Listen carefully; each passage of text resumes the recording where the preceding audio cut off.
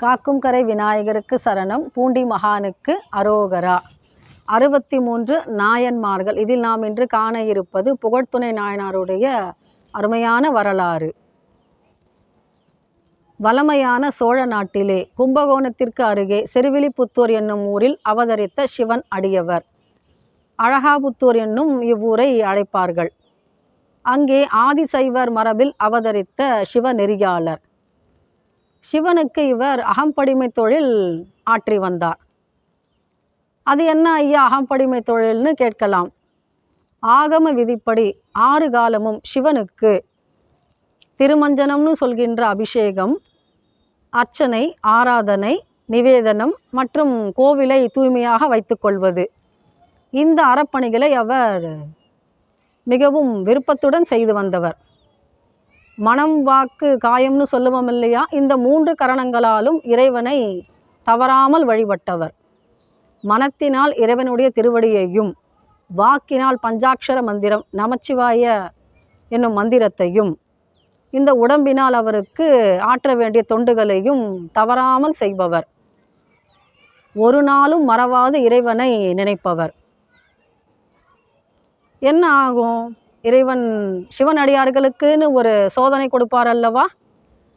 ஒன்று வறுமையை கொடுப்பார். இங்கே என்ன செஞ்சார் அவர்? பஞ்சத்தை கொடுக்கிறார். தொடர்ந்து நாட்டில் மழை பொழியவில்லை. அப்போ என்ன ஆகும்? பஞ்சம் வரும் அல்லவா?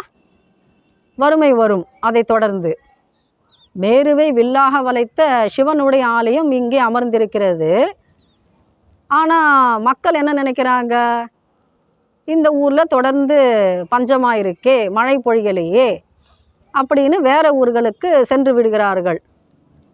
ஆனால் புகழ்த்துணை நாயனாரும் அவருடைய துணைவியார் லட்சுமி அம்மையாரும் அத்தலத்து இறைவனை விட்டு நீங்க மாட்டேன் என்று மன உறுதியுடன் இறை தொண்டினை தொடர்ந்து செய்து கொண்டிருக்கிறார்கள், சற்றும் தளர்வில்லாமல். ஊரில் ஒருத்தரும் கிடையாது இந்த இருவரை தவிர. அறப்பணிகளை தொடர்ந்து செய்கிறார். யாருடைய துணையும் இவர் கேட்கவில்லை. என்ன செய்வார்? இறைவனுக்கு அரிசிலாறு பக்கத்தில் ஓடுகிறது. அந்த ஆற்றிலிருந்து குடத்தில் நீரை முகர்ந்து வந்து இறைவனுக்கு திருமஞ்சனம் செய்வார். பூக்களை கொண்டு அர்ச்சனை செய்வார். திருநாவுக்கரசு பெருமான் தேவார பதிகங்களில் பாடியிருப்பார். சலம் பூவோடு தூபம் மறந்தறியேன், தமிழோடு இசைப்பாடல் மறந்தறியேன், நலம் தீங்கிலும் உன்னை மறந்தறியேன், உன்னாமம் என்னாவில் மறந்தறியேன்னு பாடியிருப்பார். எத்தகைய துன்பங்கள் நேர்ந்தாலும் என்னுடைய மன உறுதி நீங்காது இப்பணியை நான் மேற்கொள்வேன். இது புகழ்த்துணை நாயனாருடைய சங்கல்பம். பேரிடர் பெருகி ஓர் பிணிவரினும் சீருடை கழலால் சிந்தை செய்யேன், திருஞான சம்பந்தமூர்த்தி பாடிய பதிகத்தின் இலக்கணமாக திகழ்ந்தவர். எத்தகைய இடர்பாடுகள் தோன்றினாலும் இந்த சொர்ணபுரீஸ்வரரை விட்டு நான் நீங்க மாட்டேன். இது புகழ்த்துணை நாயனாருடைய மன உறுதி. பஞ்சம், அதை தொடர்ந்து என்ன வந்தது? பல நாள் இவருக்கு வறுமை, பசிப்பினின்னு சொல்லுவோம் இல்லையா, உணவுப் பொருள் கிடைக்கவில்லை. ஆனால் நாளது தவறினாலும் நம்பிக்கை குறையாமல் இத்தீர்த்தொண்டினை அவர் முறையாக செய்தார், சற்றும் தளர்வில்லாமல். பல மாதங்கள் இப்படியே இருக்கிறது. பஞ்சம் நீங்கவில்லை, இவருக்கும் வறுமை நீங்கவில்லை. ஆனால் பனி மட்டும் தொடர்கிறது. ஒரு நாள் என்ன பண்ணார் புகழ்த்துணை நாயனார்? அரிசிலாற்றங்கரையின் பக்கத்தில் குடத்தை எடுத்து கொண்டு போய் நீரை முகர்ந்து வந்து இறைவனுக்கு திருமஞ்சனம் செய்விக்கலாம் என்று குடம் எடுத்து கொண்டு போகிறார். நீரை முகர்ந்தார். தள்ளாடி தள்ளாடி நடந்து வருகிறார் ஆலயத்தின் உள்ளே. ஏன்னா பல நாள் பட்டினி அல்லவா? திருமஞ்சனம் செய்விக்கலாம்னு நினைக்கிறாரு இறைவனுக்கு. திருமுடி மீது அபிஷேகம் செய்யலாம்னு நீரை வந்து ஊற்றும் போது இவருக்கு பசி களைப்பு. என்ன செய்கிறார்? குடம் நழுவி இறைவனுடைய திருமுடி மீது விழுந்து விடுகிறது. மாலுக்கு அரியானைன்னு பெரிய புராணத்தில் சொல்லுவாங்க சிவனை.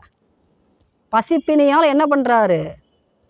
குடத்தை கீழே போட்டுட்டு மயக்கம் அடைந்து கீழே விழுந்து விடுகிறார் புகழ்த்துணை நாயனார். எழுப்புவதற்கும் ஆள் இல்லை பக்கத்தில்.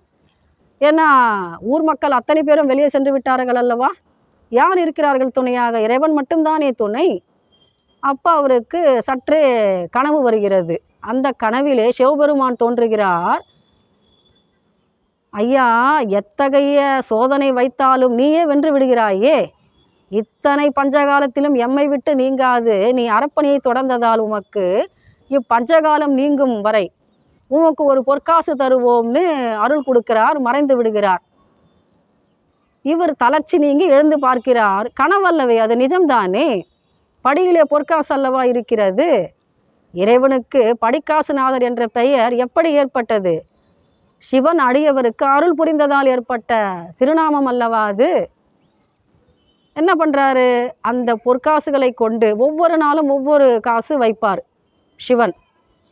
அந்த பொற்காசுகளை கொண்டு இவர் தம்முடைய வறுமையும் தீர்த்து கொண்டார். இறைவனுக்கு ஆற்ற வேண்டிய பொருட்களையும் வாங்கி செம்மையாக செய்கிறார் திருத்தொண்டினை. இது இவருடைய வரலாறு. புடை சூழ்ந்த புலி அதன் மேல் அறவாட ஆடி பொன்னடிக்கே மனம் வைத்த புகழ்துணைக்கும் அடியேன்னு திருத்தொண்ட தகையில சுந்தரமூர்த்தி நாயனார் அருமையாக பாடுறாரு. 63 நாயன்மார்கள் ஒருவராக பெரிய புராணத்தில் இவரை சேர்க்கிறார் சேக்கிழார் பெருமான். திருத்தொண்டர் திருவந்தாதியில் நம்பியாண்டார் நம்பியும் சிறப்பிச்சு பாடுகிறார்கள். எத்தகைய சோதனை வந்தாலும், இறைவன் எத்தகைய துன்பத்தை கொடுத்தாலும், உயிரே போனாலும் எம்முடைய இறைப்பணியை விட்டு சற்றும் நான் நீங்க மாட்டேன் என்ற மன உறுதிக்கு கிடைத்த மிகப்பெரிய பரிசு அவருக்கு கைலாய பதம். இந்த நிகழ்வை பாராட்டும் விதமாக, கொண்டாடும் விதமாக அவர் அவதரித்த திருத்தலத்திலே சிறப்பாக கொண்டாடப்படுகிறது இந்த விழா. படிக்காசுநாதர் என்ற பெயர் அவருக்கு எப்படி ஏற்பட்டதென்றால், புகழ்துணை நாயனாருக்கு அவர் அருளிய தன்மையால். அம்பாள் பெயர் சவுந்தரநாயகி, உடனுரை சொர்ணபுரீஸ்வரர். நீங்கள் திருவிழிமிழலை இந்த ஸ்தலத்தில் திருஞான சம்பந்தமூர்த்தி வாசி தீரவே காசு நல்குவீர்னு பதிகம் பாடி படிக்காசு வாங்குகிறார். இங்கே புகழ்துணை நாயனார் வறுமையிலும் தவறாது பஞ்சத்திலும் நீங்காது நாளது தவறினாலும் நம்பிக்கை குறையாமல் மன உறுதியோடு செய்த அறப்பணிக்காக இறைவனுடைய சிவபதத்தை அடைந்தார், தொடர்ந்து தொண்டு செய்து. இதுவே புகழ்துணை நாயனாருடைய பெருமையான வரலாறு. தோன்றின் புகழோடு தோன்றுக அஃதிலார் தோன்றலின் தோன்றாமை நன்று. திருவள்ளுவருடைய வாக்குக்கும் இவர் இலக்கணமாக திகழ்கிறாரே. நாமும் சிவனடியார்களை வணங்குவோம், சிவனருள் பெறுவோம். காக்கும் கரை விநாயகருக்கு சரணம். பூண்டி மகானுக்கு அரோகரா.